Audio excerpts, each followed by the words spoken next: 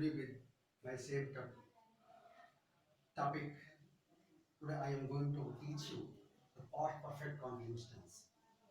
मैं आपको बताया था पहले ही कि जैसे कि टेंस के बारे में जानकारी यदि आपको सही तरीके से हो जाती है तो बाकी ग्रामर का कोई भी जो भाग है वो सही तरीके से उसको आप हल कर सकते हैं।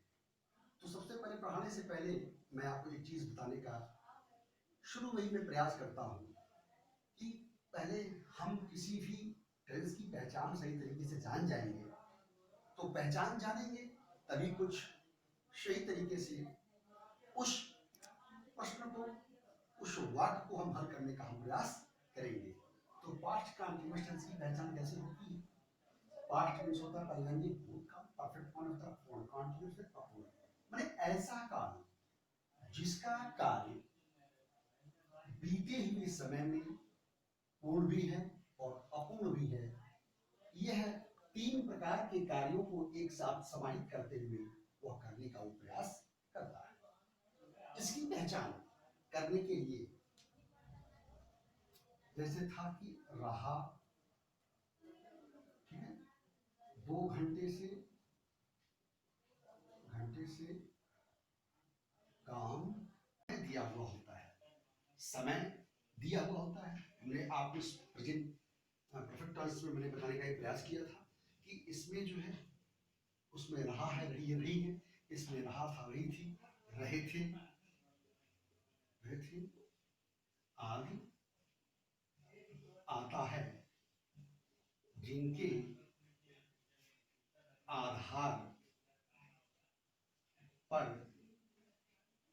कहा जा सकता है कि यह वाक्य पास्ट परफेक्ट टेंस का है, क्योंकि इसमें भी निश्चित समय के लिए सिंस, अनिश्चित समय के लिए फॉर का प्रयोग अवश्य ही करते हैं। अब रही बात, इसको हम एग्जाम्पल से हम बताने का हम प्रयास करेंगे कि इसका एग्जाम्पल क्या होता है, कैसे किस एग्जाम्पल के द्वारा इसको अपने उत्तर को हम जस्टिफाई कर सकते हैं। ठीक है, इसमें सबसे पहले ये देखिए कि उत्तर ये देखिए, जैसे कि सीमा, ठीक है, सीमा 2 बजे से 1 गुड़िया से खेल रही थी।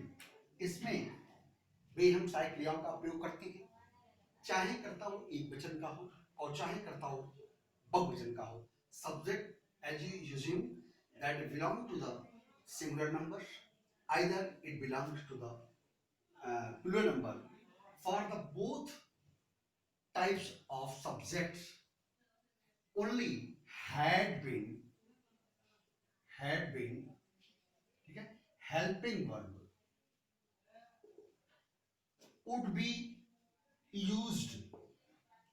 So for this tense, no any kind of suspicion should be kept in your minds, appear in your minds for taking the helping verb.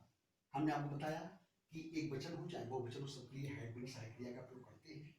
ठीक है, और इसमें भी इसका जो मेन वर्ब होता है, मेन जो वर्ब होता है, इसमें भी हम आई एन जी का प्रयोग अवश्य करते हैं। जैसे देखा जाए कि सीमा 2 घंटे से गुड़िया से खेल रही थी, ठीक है, खेल रही थी, तो सीमा और लिखिए सीमा had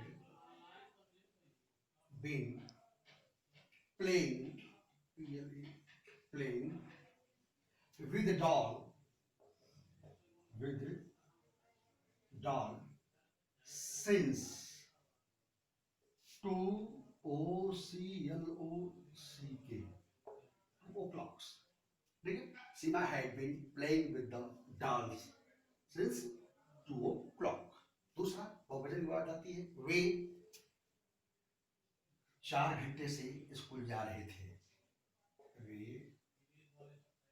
4 घंटे से स्कूल जा रहे थे। तो फर्स्ट करता रहेगा, they had been going to school for 2HOURS। ठीक है, ये चीजें मैंने आपको बता दी। अब हम चलते हैं सीधे नेगेटिव सेंटेंस की तरफ। नेगेटिव सेंटेंस में क्या है, इस बात को आप जानने का प्रयास करिए। नेगेटिव सेंटेंस, जैसा कि हम जानते हैं कि इसे हम इंटरोगेटिव माने नकारात्मक शब्द कहते हैं। जैसे कहा जाए कि सोहन 2 घंटे से स्कूल नहीं जा रहा था। फर्स्ट वन एक वचन है, ये Sohan had not been going to school, ठीक है, for 2HOURS। ठीक है, ये हो गया। फिर इंटरोगेटिव सेंटेंस में देखिए, क्या सोहन 2 घंटे से स्कूल जा रहा था? क्या सोहन 2 घंटे से स्कूल जा रहा था? फर्स्ट क्रिया पहले आ जाएगी, चाहे करता एक सब्जेक्ट एक वचन हो चाहे बहुवचन हो। Had Sohan been going to school for 2HOURS। ठीक है, ये हो गया। अब फिर आप देखते हैं हम इंटरोगेटिव सेंटेंस का। Had Sohan been going to school for 2 hour. सबसे पहले हम हैड से क्रिया लिखते हैं, फिर कर्ता लिखते हैं, फिर बीन लिखते हैं, फिर मुख्य क्रिया में आईएनजी का प्रयोग करते हुए, मुख्य क्रिया में फिर बाकी के ऑब्जेक्ट को समाहित करते हुए, निश्चित समय है तो सिंस, अनिश्चित समय तो फॉर का प्रयोग करते हुए वाक्यों को पूरा करते हैं।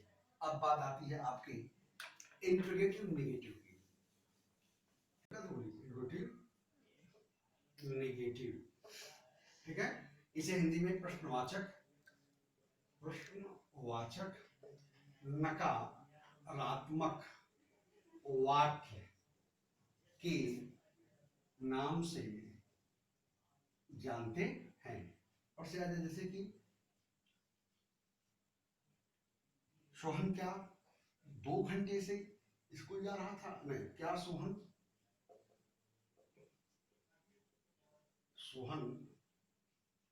2 घंटे से स्कूल नहीं जा रहा था? तो वही सेम प्रोसेस होगा, इसमें कोई बहुत ज्यादा तरकीब करने की आवश्यकता नहीं है, क्योंकि कर्ता एक वचन हो चाहे बहुवचन हो। सबसे पहले हम हैड लगाएंगे, had Sohan been not going to school for 2HOURS। ठीक है, तो ये मैंने आपको पास्ट परफेक्ट कंटीन्यूअस टेंस का मैंने आपको वाक्य पूरा किया। अब इसी क्रम के अंतर्गत देखा जाए तो सीधे हम चलते हैं फ्यूचर इंडेफिनिट की तरफ। अब इसे क्या कहते हैं? फ्यूचर में होता है भविष्य, टेंस में होता है काल, ऐसा काल जो कि आने वाला काल हो। जैसे today is the 6th July, the 7th will be the future time, the future tense. 7 July will be future tense. कहने का मतलब जो आज है प्रेजेंट समय में, तो ये चीजें तो 6 जुलाई है तो वर्तमान समय में है, लेकिन आने वाला कल, tomorrow 7th July will be the future tense और टाइम। तो आने वाला जो कल होता है, कल 2 प्रकार के होते हैं। ठीक है, कल 2 प्रकार के होते हैं। एक बीता हुआ कल, एक आने वाला कल। तो अब हम आने वाले कल के बारे में हम बात करेंगे। जैसा कि फ्यूचर टेंस, फिर वही बात मैं आपको ले चलता हूं। पहचान, पहचान, इनके वाक्य के अंत में गा है, गी है तथा गे है आदि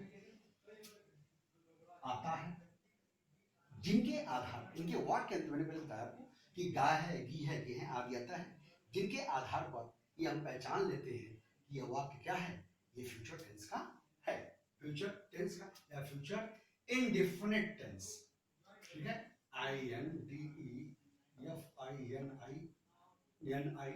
टेंस, इंडेफिनिट टेंस का ये वाक्य जो है। अब इसकी में इसमें हेल्पिंग वर्ब जो है टोटली अलग हो जाती है, इसकी जो सहायक क्रिया है बिल्कुल अलग हो जाती है, सेपरेट हो जाती है, जिसे कहते हैं आई और वी।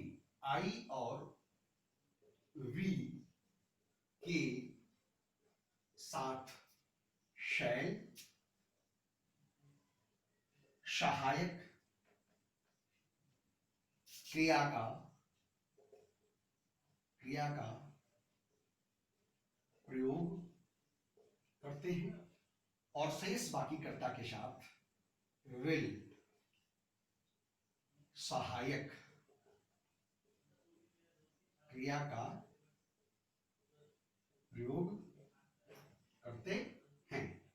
और इसमें मुख्य क्रिया का जो पहला रूप ही लिखते हैं, जो ही क्रियाएं होती है उसका पहला ही रूप उसमें जो है लिखते हैं, फर्स्ट रूप लिखते हैं। इसमें कहीं प्रकार तरमीम हम नहीं करते। तो आइए हम एग्जाम्पल से देख लेते हैं कि कैसा इसका एग्जाम्पल्स है।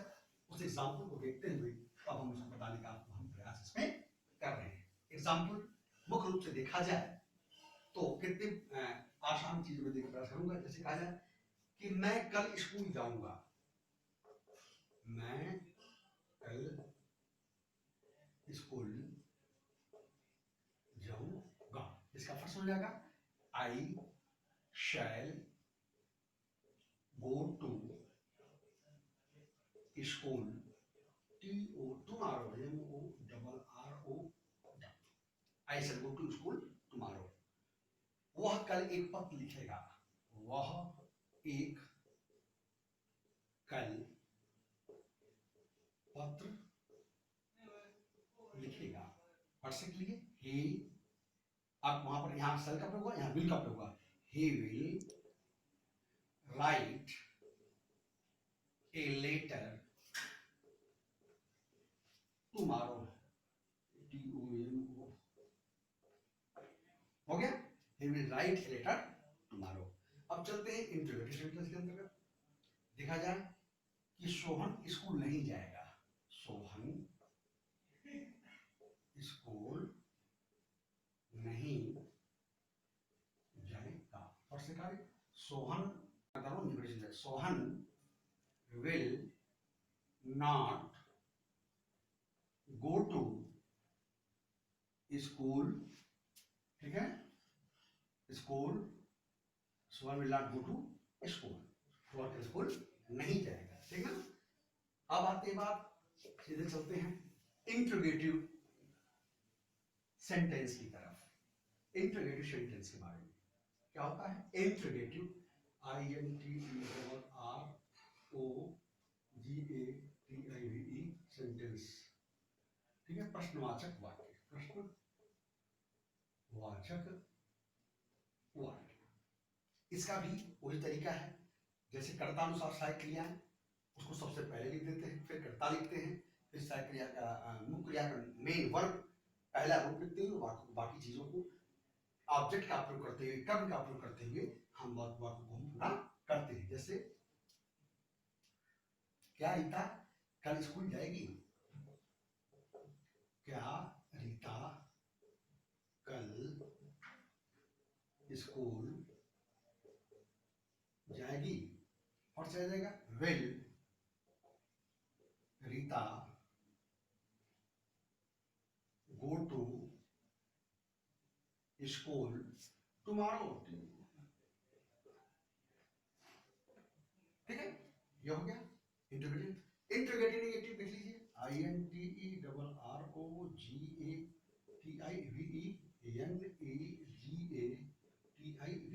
इसमें क्या होता है, इसमें भी सहायक क्रियाएं पहले आ जाती हैं और बाकी चीजों को फिर कैसे करते हैं। सीमा कल खाना क्यों नहीं बनाएगी, ठीक है, सीमा कल खाना क्यों नहीं पकाएगी, और से क्योंकि ये थर्ड पर्सन का ये प्रोनाउन है, करता है, ये सीमा स्त्रीलिंग में है, स्त्री जेंडर में है, फेमिनिन जेंडर में है, तो उसका फर्स्ट से करेंगे सीमा, वहां फर्स्ट लिखेंगे, प्रश्नवाचक शब्द को पहले लिखेंगे, why according to will, why will Seema not cook meal tomorrow, TOMORRO, ठीक है।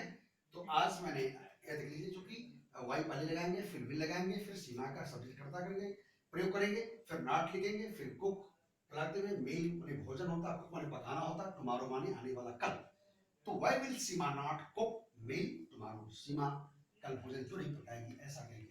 मैंने अपने वाक्यों को पूरा किया, मैंने दो टेंस आज आपके सामने क्लियर किया, पास्ट परफेक्ट कॉन्टिन्यूअस टेंस और